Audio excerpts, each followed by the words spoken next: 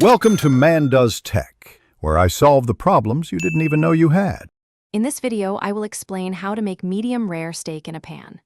First, select a steak that is about 1 to 1.5 inches thick for the best results.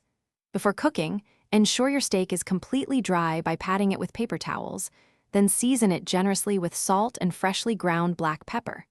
For the pan, a heavy cast iron or stainless steel skillet is ideal, as it retains heat exceptionally well, which is crucial for a perfect sear. Next, it's time to sear your steak. Place your chosen pan over medium-high heat until it's incredibly hot, almost smoking. Then, add about 1 to 2 tablespoons of a high-heat cooking oil, like avocado or grapeseed oil, ensuring it coats the bottom. Carefully place your seasoned steak into the hot pan. Sear it for approximately 3 to 4 minutes on each side, allowing a beautiful, flavorful brown crust to form. This initial sear is key to locking in those delicious juices.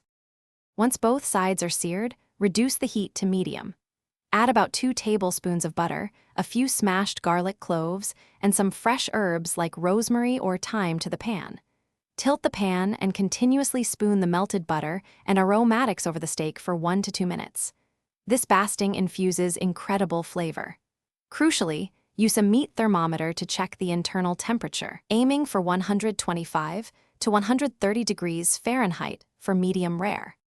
The final, and arguably most important, step is resting your steak. Once it reaches the desired internal temperature, immediately remove it from the pan. Transfer the steak to a cutting board and loosely tent it with aluminum foil. This allows the juices to redistribute throughout the meat, ensuring every bite is tender and incredibly juicy. Let it rest for a minimum of 5 to 10 minutes before slicing against the grain and serving. Enjoy your perfectly cooked medium rare steak. Thanks for watching. If you found this helpful, don't forget to like and subscribe.